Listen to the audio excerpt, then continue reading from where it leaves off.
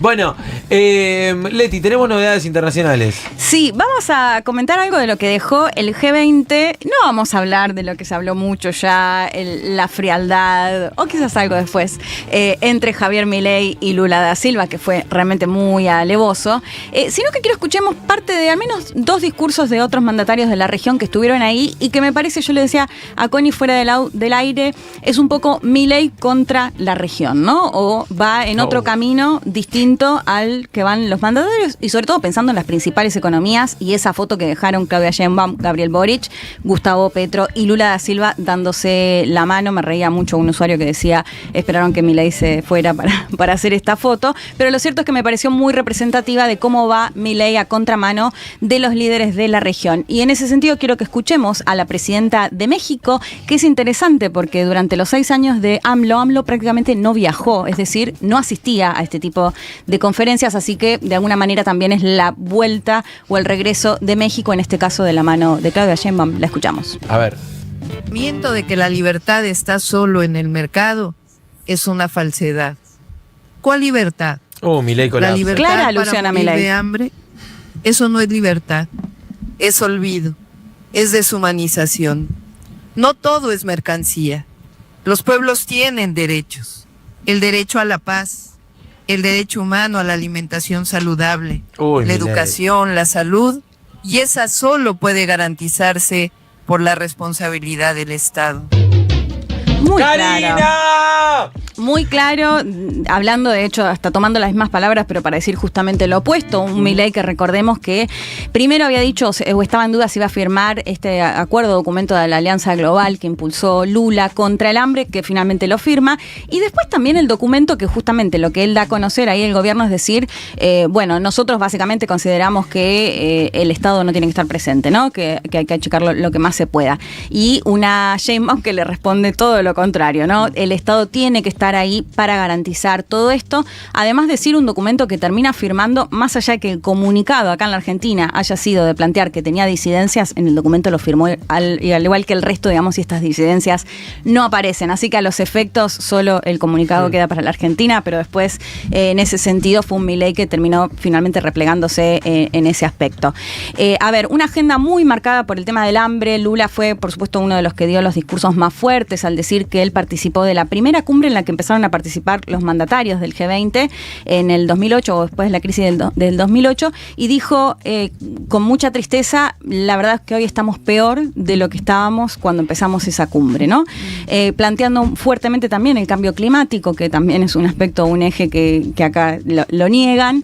Les decía, el hambre, el impuesto a los más ricos, algo que también desde acá se oponen en parte de lo que fue fundamental, digamos, de la agenda del G20, que recordemos se supone que reúne a las 20 economías más relevantes del mundo, pero que también son invitados otros presidentes, otros países para participar. Quiero que escuchemos también, y acá me corro un poco del eje de lo que venía mencionando, de lo que tiene que ver sobre todo con lo que pasa en el mundo, y yo diría que Gustavo Petro, el presidente de Colombia, fue uno de los más duros, dijo que hay que hablar de lo que pasa en Gaza como genocidio, que no hay que ser hipócrita. Bueno, un discurso bien fuerte, pero quiero que tomemos la parte en la que hace referencia a Rusia y a Ucrania para contar un poco esto que está pasando, que de pronto están todos hablando de tercera guerra y guerra nuclear. Así que lo escuchamos a Petro y ahora lo comentamos. A ver. La guerra de Ucrania y Rusia, y me opongo a la decisión permisiva de lanzar misiles sobre Rusia, no tiene otra solución que un diálogo directo entre Rusia y Ucrania.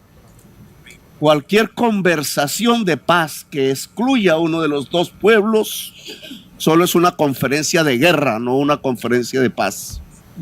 Son los pueblos eslavos los que tienen que solucionar sus problemas y por tanto el diálogo Rusia-Ucrania debe comenzar para alcanzar la paz.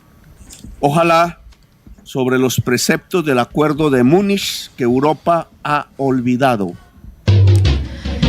Bueno, interesante porque él mencionaba esto de los misiles, de qué está hablando. Básicamente se empezó a hablar de la posibilidad de una tercera guerra mundial y guerra nuclear porque en los últimos días Estados Unidos habilitó a Ucrania para utilizar misiles de largo alcance en territorio ruso. Recordemos que desde que empezó la guerra en Ucrania, el dilema era si Rusia estaba en guerra con Ucrania o también con la OTAN, por el hecho de que los miembros de la OTAN financian armamentísticamente a Ucrania. ¿Qué puede significar esta escalada mayor que ya sea con armamento de la OTAN en territorio ruso? Bueno, lo que advirtieron desde Rusia es que esto podría significar ya una escalada, y de hecho la noticia se da en un contexto en el cual en el último tiempo lo que hicieron desde Rusia fue cambiar la estrategia en materia de seguridad, y lo que pasó, lo que podría llegar a pasar es que habilitaría a Rusia a contestar con armas nucleares en un país como Ucrania, que si bien no tiene armas nucleares, está financiado o apoyado por países que sí tienen armas nucleares. Entonces, esta es la gran tensión, digamos, y por esto se habla de la posibilidad de una tercera guerra y nuclear. Hace 2 semanas hubo elecciones en Estados Unidos. Sí.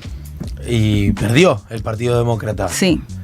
¿Cuál es la necesidad de Estados Unidos de, en lo que queda, que es un mes y medio, hacer esto? Digo, porque hoy Trump fue muy crítico, entiendo. Por lo menos Trump dijo, es necesario ponerle un fin a esto. Sí, es un claro mensaje a la asunción de Trump, porque se espera que después del 20 de enero la estrategia con respecto a Ucrania sea completamente otra, ¿no? Un Estados Unidos que lo que ha hecho fue financiar y apoyar fuertemente a Zelensky, un Trump que ha dicho, bueno, basta de mandar plata, un Trump con mucho más vínculo con Vladimir Putin, y un Trump que se espera que la política exterior esté enfocada en rivalizar con China, no con Rusia.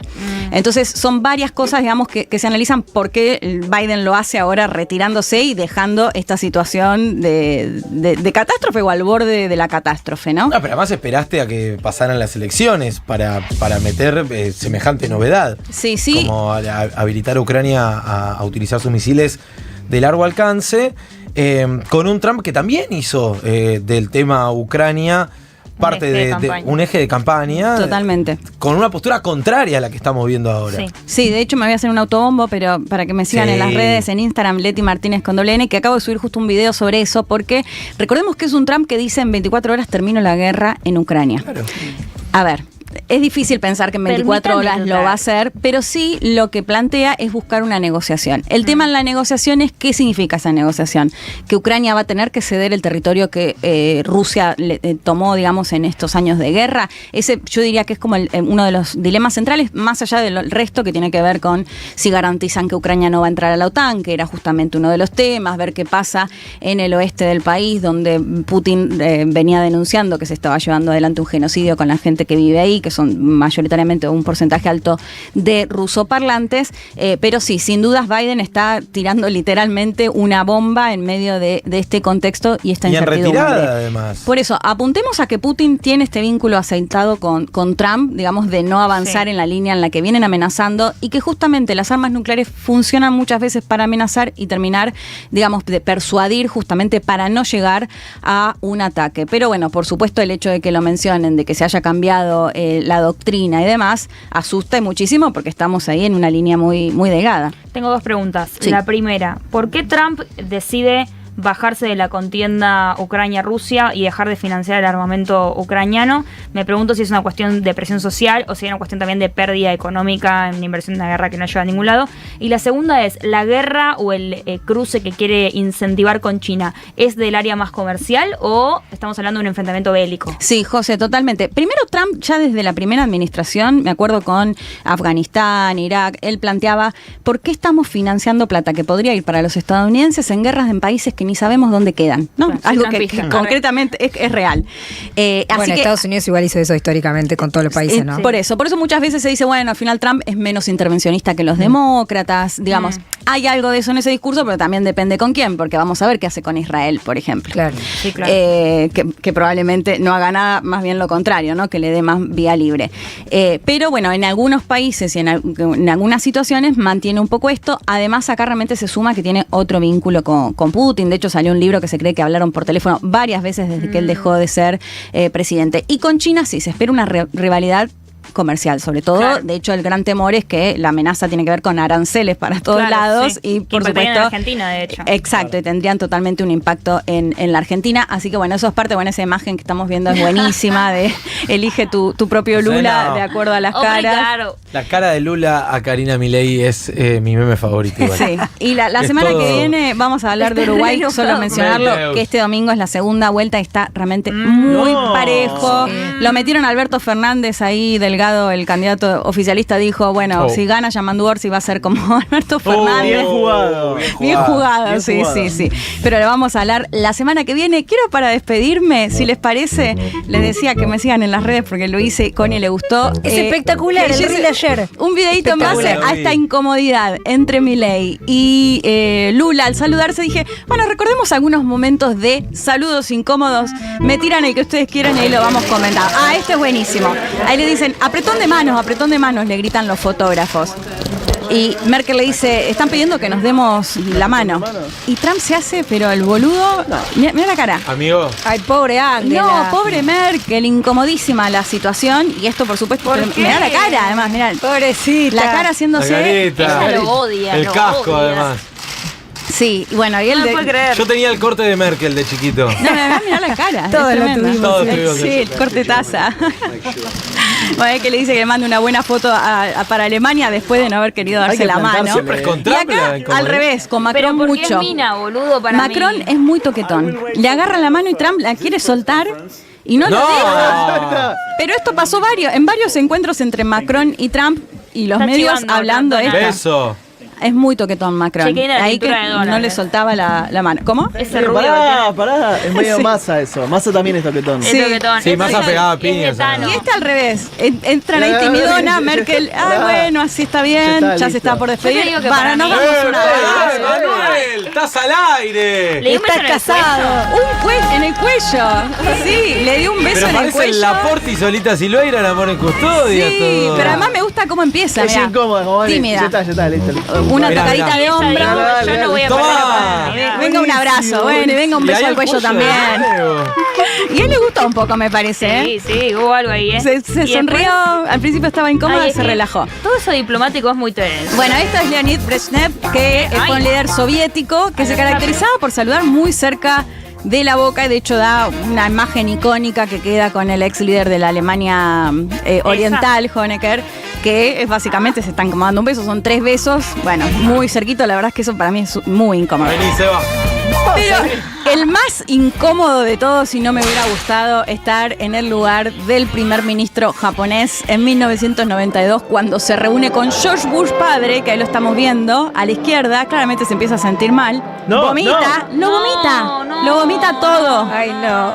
Lo vomita. El premier se queda duro, o sea, no sabe qué hacer con el vómito. No sabe tomar, Bush. Tiene en sus piernas la cabeza del presidente de Estados Unidos, todo tenés vomitado. cultura alcohólica, ¿para qué tomás, George? ¿Para qué mezclas vino con Fernet si no de ellos? Bueno, lejos para mí es el momento. Comiste el peor 15 piezas de momento. sushi, le bajaste con vino, después un Eso es porque mezcló vino blanco con vino tinto. Sí, para mí se armó sí. ahí un Otra vez. Es un escándalo diplomático esto. Yo retiro mi embajador automáticamente. No, pero además la cara de póker que pone, mirá. Ay, no. Ay, no, pero claramente. Se ve el vómito, la concha de Dios. Ay, cómo no había redes sociales.